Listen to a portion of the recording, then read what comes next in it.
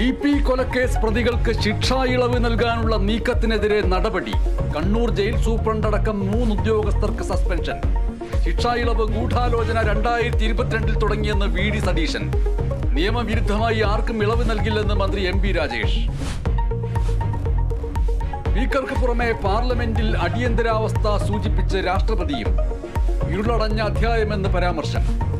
NEET പരീക്ഷാ ക്രമക്കേടിൽ കുറ്റക്കാർക്കെതിരെ കർശന നടപടി. വടക്കു കിഴക്കൻ സംസ്ഥാനങ്ങളിൽ സമാധാനത്തിന് ശ്രമിക്കുമെന്നും രാഷ്ട്രപതി.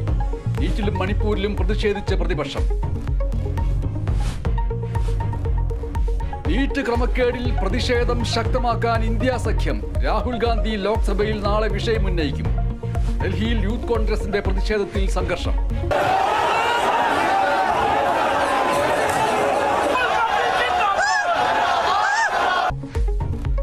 നീറ്റ് ക്രമക്കേടിൽ ബീഹാറിൽ 2 പേർ അറസ്റ്റിൽ. പി ജയരാജനെ വിമർശിച്ച മുൻ DYFI നേതാവ് മനു തോമസിനെതിരെ ആകാശ് തില്ലങ്കേരി. പാർട്ടിക്കെതിരെ എന്തും വിളിച്ചു പറയാനാവില്ലെന്ന് ബോധ്യപ്പെടുത്താൻ അധികം സമയം വേണ്ട. ആരും രക്ഷിക്കാനുണ്ടാവില്ലെന്ന് ഓർക്കണമെന്നും ഫേസ്ബുക്ക് കമന്റ്. വിവാദമായതോടെ പിൻവലിച്ചു. കൊലവിളി നടത്താൻ ചുമതലപ്പെടുത്തിയോ എന്ന് പാർട്ടി വ്യക്തമാക്കണമെന്ന് മനു തോമസ്.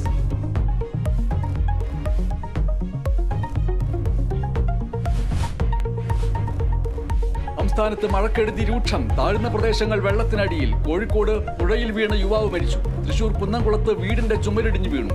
കൊച്ചി എടവനക്കാട് കടൽക്ഷോഭം ശക്തം.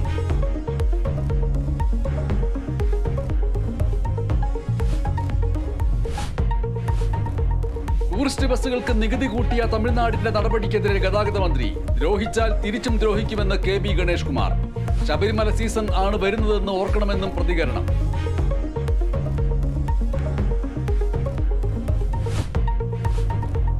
കനത്ത മഴയിൽ ചെളിക്കുഴികളായി തിരുവനന്തപുരം തെങ്കാശി പാതയിലെയും നെടുമങ്ങാട് ടൗണിലെയും റോഡുകൾ. ഗതാഗതക്കുരുക്കും പാതാളക്കുഴികളും ജനങ്ങൾക്ക് ദുരിതമാകുന്നു.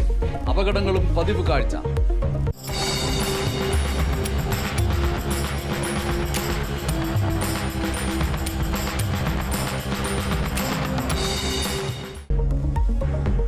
ജനകീയ പ്രശ്നം ഏറ്റെടുത്ത് കേരള വിഷൻ ന്യൂസ്. നാവാ കുഴിയടയ്ക്കാം.